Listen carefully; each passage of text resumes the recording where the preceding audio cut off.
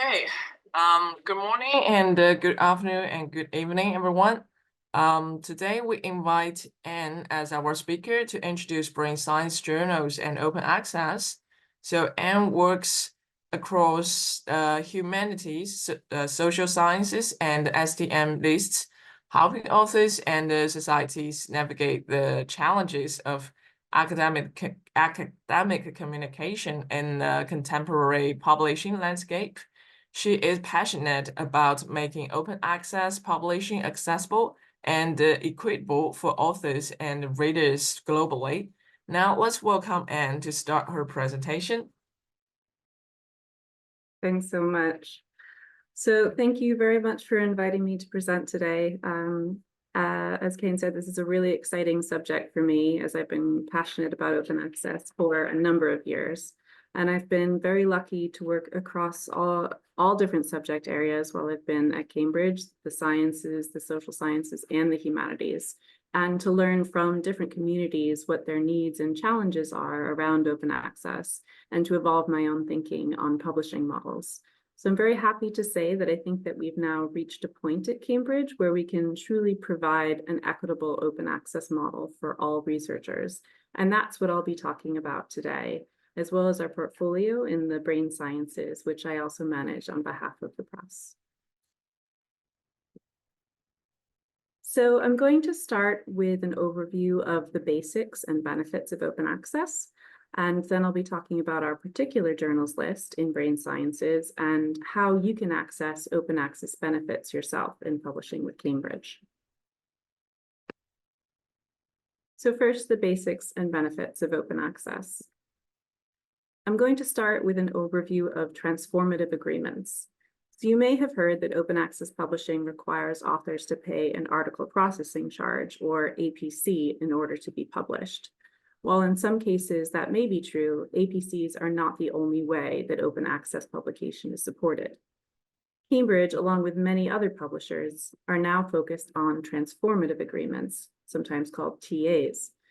These are agreements between Cambridge University Press and institutions and libraries that allow their authors to publish open access in our journals with no additional fees. We currently have these transformative agreements with over 2,000 international institutions, and authors from these institutions can publish in any of our Gold Open Access or our hybrid journals without additional charge. This includes 154 institutions throughout Asia. The type of journal you choose to publish in can be as important as the choice of publishing model for your article. Here I'm going to talk about Diamond and Gold open access journals in particular. Under what is commonly known as the Diamond open access model, there is no payment required on an article level, not the author, nor a funder or institution. Diamond journals are typically underwritten by a society or funder in their entirety.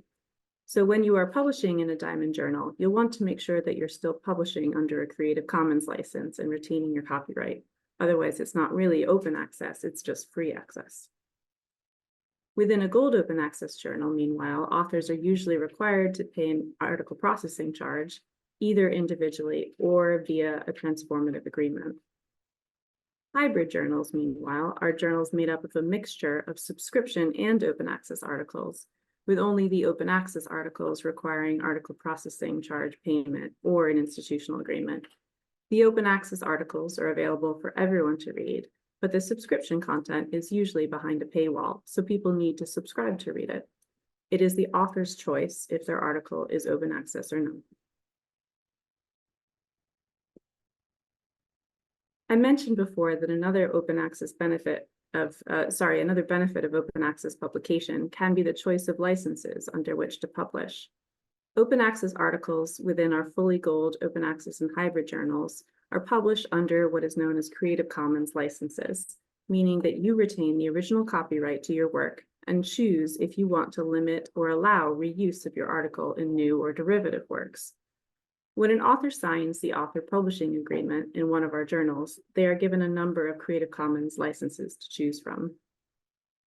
The most common variations we offer are listed on this slide, and I encourage you to visit the website listed here for more information. It is also important to check your funder or institutional requirements, as they may mandate one license over another. Many funders do require the use of the CC BY license, for example. The most important aspect of open access publication to an author is the potential to reach more readers than you would otherwise under a subscription model. Whether this translates into additional downloads, citations, or real-world impacts will depend on the article itself, not just its access model, although a study of our own content yielded the extremely positive results above. For example, open access articles were downloaded 3 times more than non-open access articles on average, and received 30 to 50% more citations than their non-open access equivalents.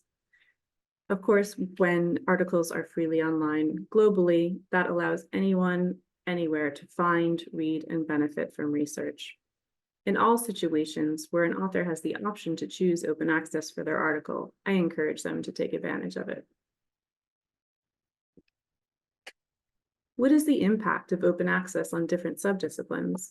So current trends suggest that most disciplines will be at 50% open access, plus or minus a few percentage points, by the end of 2025. Meanwhile, at Cambridge, we aim to be a majority open access publisher by 2025, in line with our parent university's mission to make sure that research is accessible globally. To support that, we offer a wide variety of open access options for potential authors. Our transformative agreements, as I noted, cover both hybrid and gold open access journals, which means that authors can publish under agreements in over 400 of our journals. Transformative agreements are by far the largest driver of open access within our journals right now, and a huge driver of equity in terms of access to open access fee coverage within different subject areas and in different regions. I mentioned earlier that over 2,000 institutions globally are now covered by one of these agreements. This represents more than 50% of the authors publishing in our journals, and in some disciplines is closer to 90%. Article processing charges also play a part and will continue to be a financial driver in certain subject disciplines that receive grant funding. However, there remains a portion of our authorship that does not have access to funding and isn't currently eligible for a transformative agreement. For these authors, we've devised a complementary structure of discretionary waivers and discounts for those who are in need of them to continue to publish in our entirely gold open access journals. I'm going to move on now to talk specifically about our brain sciences list and how you can apply our open access publication choices to those journals that we publish. Cambridge University Press publishes some of the top-ranked journals in the psychiatry JCR, including Psychological Medicine, the British Journal of Psychiatry, the Journal, which is the Journal of the Royal College of Psychiatrists, Epidemiology and Psychiatric Sciences, and European Psychiatry, the Journal of the European Psychiatric Association. Our overall article output in the brain sciences is well over 1,500 articles per year, and the majority of the journals on this list are either Gold Open Access or Diamond Open Access. That includes BJ Psych Open, a sister journal to the British Journal of Psychiatry, BJ Psych Bulletin, BJ Psych International, European Psychiatry, Acta Neuropsychiatrica, Epidemiology and Psychiatric Sciences, and within the next year, both CNS Spectrums and Psychological Medicine as well. I encourage you to read the aims and scopes of these journals, which you can find on our website, and their submission requirements, and consider whether they may be appropriate for your research.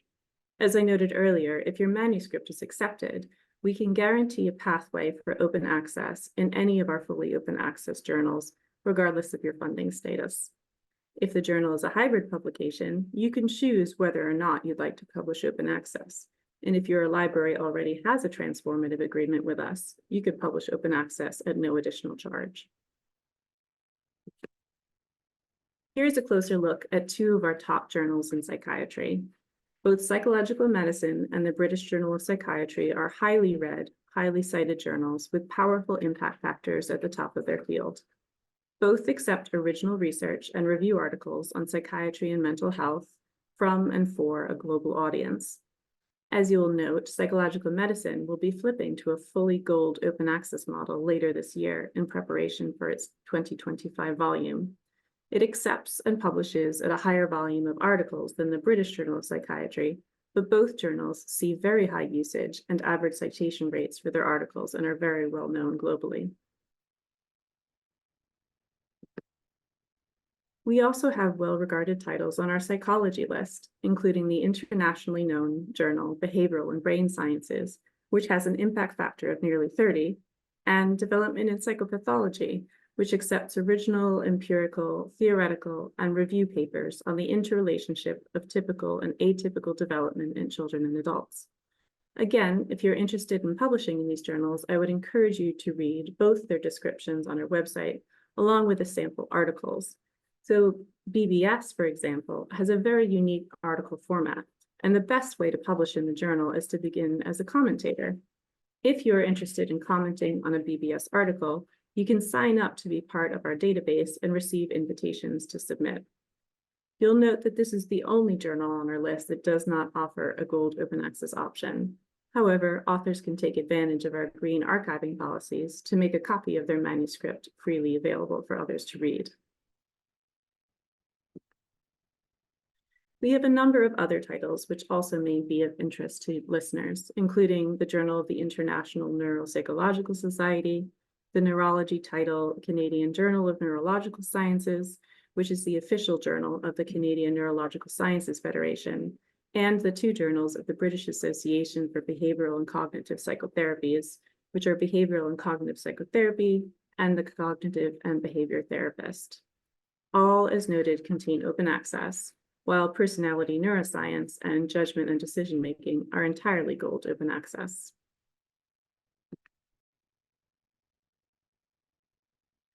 We strongly encourage you to review and submit to all of the journals on our brain sciences list, but I know that there is particular interest in knowing where papers are currently being published.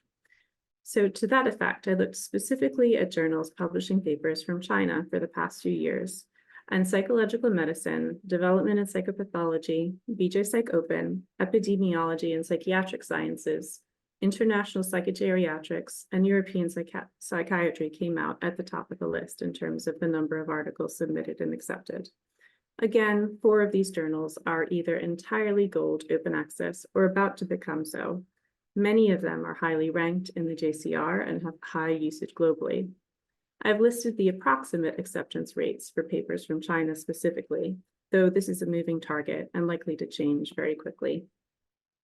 Meanwhile, the British Journal of Psychiatry, Psychological Medicine, European Psychiatry, and the Canadian Journal of Neurological Sciences are the most read journals on our list for readers based in East Asia most broadly.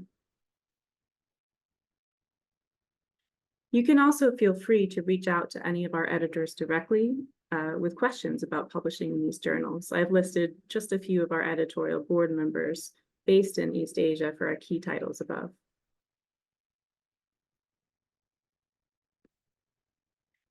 Lastly, we have 3 new titles which break down the idea of what a journal can be.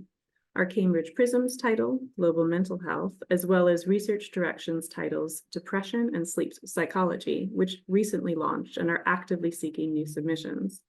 Also, please note that if you're interested in reviewing for the series or joining one of the editorial boards, self-nominations are welcome, and you can see the journal homepages for more information about who to contact. The Cambridge Prisms were designed and launched to be broad, interdisciplinary examinations of real-world challenges with the explicit intention of delivering real-world impacts through interdisciplinary collaboration. Cambridge Prisms Global Mental Health, in particular, publishes papers that have a broad application of the global point of view of mental health issues. The journal invites contributions from a range of disciplines, stakeholders, and research methods in order to achieve its aim.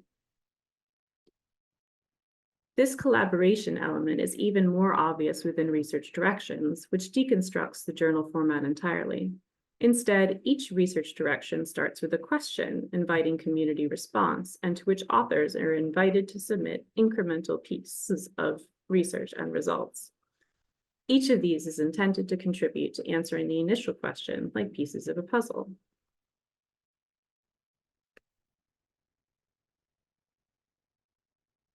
Instead of submitting one fully formed research paper, authors submit incremental research and analyses that contribute towards answering the question.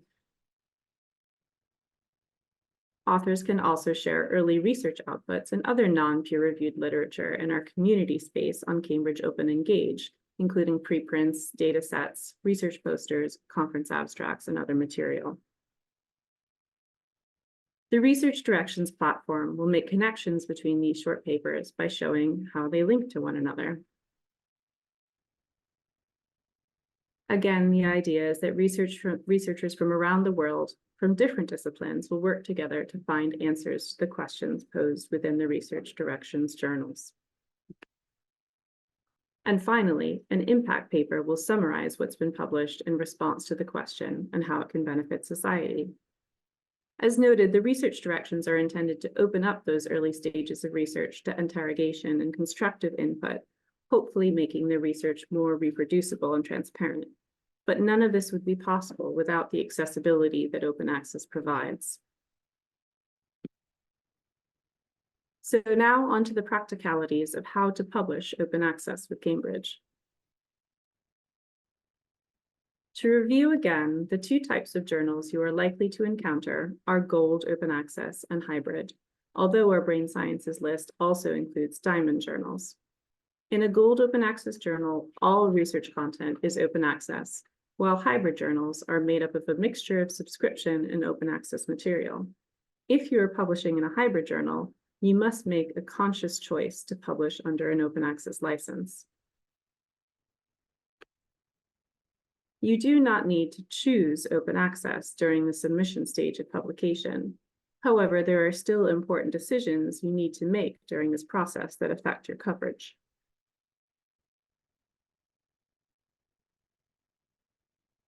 The most important of these is the choice of corresponding author.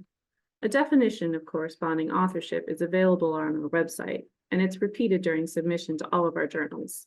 When choosing to serve as the corresponding author, an author is agreeing to undertake a number of responsibilities on behalf of the manuscript and any other co-authors. It is important that the individual reads and understands what those responsibilities are. Key to our discussion today, it is only the corresponding author who is eligible for open access coverage under our transformative agreement contracts. If you are not named as the corresponding author on your manuscript, you will not be able to use any transformative agreement to publish in one of our journals. After an article is accepted, in the majority of cases, the corresponding author will be directed to a digital contracting workflow and will be directed to sign a license to publish agreement electronically. If you're publishing open access in a hybrid journal, you must make sure that you're choosing an open access license at that point. It is the licensing agreement that dictates what format the ultimate article is published under. The key takeaways here are that open access can provide key benefits to your work in terms of its usage, potential citation, and impact. You may be eligible to publish open access in Cambridge journals for no additional fees. You can check this either by talking to your librarian or by going to our website and using our TA eligibility checker to see your status.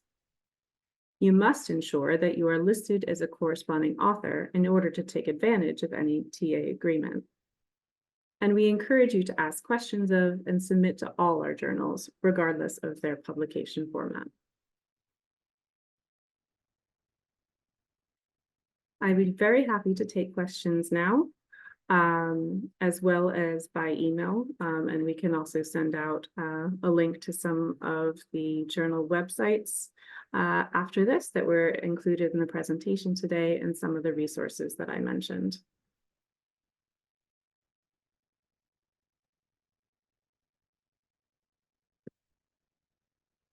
Thank you, and thank you very much. Please, if you have any questions, just type your question to the Q&A box.